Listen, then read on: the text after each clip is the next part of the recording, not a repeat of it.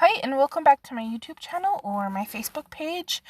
If you do want to find me on Facebook, you can find me at Earthquake Forecasting with Mckell, spelt Mckehl. I just wanted to make an update. I've kind of looked at everything. I don't want to get in a really specific forecast. I don't have time right now.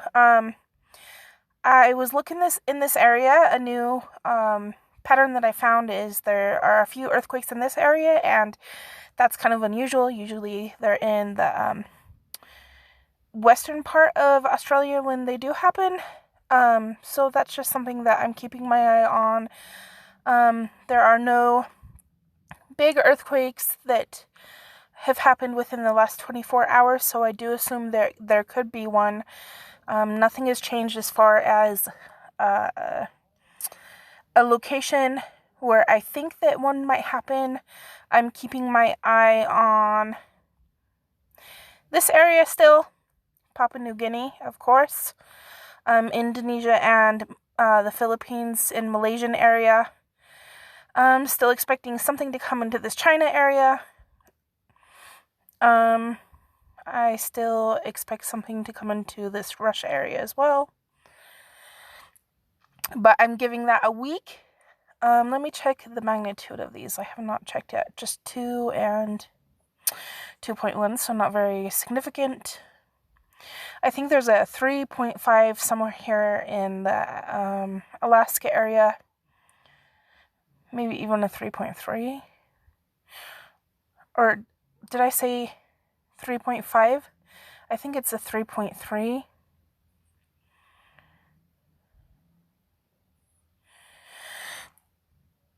I don't know. I'm not going to check all of them. So I do notice... Okay, so there is some activity over here on the eastern part of the U.S., like I said that there would be.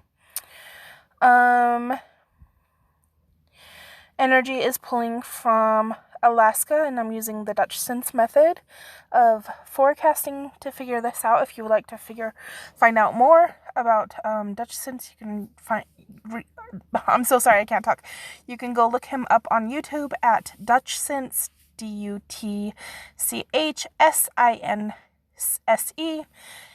He is another forecaster. I use part of his method combined with mine. So we have one in Washington, a 2.2. Now, Dutch Sense would tell you that the energy is coming from Alaska, pulling downwards along the North American Craton, and then kind of following out a pathway, heading up and out this way. And he may be right. However, I figure that energy is actually pulling from, two directions. One is coming up from this way through the Wasatch and Intermountain seismic belt area, going up to Montana and up to the northern part of the northern states and western Canada. Southern Canada, and then over to, we're too high, over to Washington, and then down to California. And I believe that this from Washington can come down, drops down into Idaho, and then up and over, down into Montana along the Intermountain Seismic Belt, and back into California, kind of like a circle. A pattern that I've seen that I think is happening right now is there are higher magnitude earthquakes a couple days ago in this area, like 3.5s, about 3.5s in this Mexicali area, and out into the ocean a little bit as well, in the Gulf of California. And then when I see that, I sometimes see the activity picks up in Utah and Idaho and Montana. And I think that that's what's happening right now. I thought it was coming down from the Alaska, coming down this way, and I think it does. Actually, I can't dismiss that it does, but I also think that it's probably coming upwards this way. So you see one in Washington, like I forecasted that we would. I forecasted that Idaho would see an increase in their foreshocks because it was quiet a few days ago, and it looks like they have. Mainly a lot of 2.5s, 2.6, 2.1. So in the 2 to 2.5 area, Utah did experience 2 unusual earthquakes today. One of them is showing up on my app because it's above a 2. This app only shows above a 2. This was a 2.5. I did feel it, actually. I'm really sensitive, though, because I am so interested in this stuff that I have kind of made myself sensitive. I'm kind of watching. I live in this area. Is that too high? Is that too far east? No, I think that's kind of the area. Okay, that's I-15. So this strait is called I-15, and I live a little bit below it. I could probably figure out and show you almost exactly where I live if I wanted to take a minute, but we're not doing that right now. I live in this general area. So, it's going to show you a little red dot. That's where I am. So this earthquake that was in Magna, that's completely normal. That's near the fault that had the original 5.6 a couple months ago. So that's an aftershock. However, where I am, I'll show you exactly where we had another one today, but my app is not picking up on it. Because it only shows above a 2, but we had another one out here that was a 1. And we have had a few more out this way. And the thing is, I'm sorry if you can hear my dogs barking. They're outside playing. They're playing with my boyfriend. They're playing with the ball and they bark a lot. So anyways, if you hear that, I'm sorry. If the earthquake, I've been monitoring this because this right here is the Wasatch Fault area along the mountains. So kind of it follows along the mountain here. And this is called the Wasatch Fault area. And we've been due for an earthquake here for a long time. It's about 100 years overdue.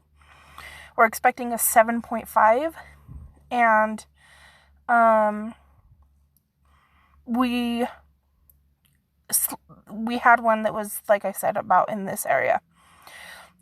And I've a few up here as well. And I've been noticing that it's creeping more and more towards the main fault, which is, I mean, it's normal right now. I don't want anybody to get scared. I don't want to cause anybody to be afraid of anything. But it's just interesting to me that it is creeping a little. It is normal right now, but I'm keeping an eye on it. And I'll definitely tell you guys if I think that anything is, if there's anything that ever makes me have more concern, I'll definitely tell you guys. But that's just interesting. I'm just keeping an eye on that. But so far, everything is normal. Yeah. So I wanted to just give that quick update about Utah. I know not everybody is living in Utah, so you're probably like, I don't care, move on to different places. We had one in Nevada. Okay, so here's something I do want to talk about. This section has been quiet for 3 days. This is usually an area that receives multiple earthquakes, usually around the 2 to 2.5 magnitude every day. And it has been silent for 3 days. It's not like a big worry, but I'm assuming that if we see a 3.5 in this area, or between 3.5 to 4.5, that would not surprise me, because it is being so silent. Either that or this is going to shift and do something else, but I'm not sure what. I mean, the potential of a bigger earthquake is always possible. I don't necessarily see anything that would warrant me to say that that's a worry. But a 3.5 to a 4.5 could possibly strike in this region because it has been so silent. As well as the Gulf of California, I bet will receive maybe a 3.5 too. I really don't see anywhere else that I haven't covered that I need to. Everything is pretty standard. There's been increasing activity in this area, and I think it's going to push inwards a little bit. And this is one of the areas that is on like a higher watch for me, because it's been receiving, I feel it's been receiving enough seismic energy for the last few weeks and it's not really done much, so I think that there's a potential there.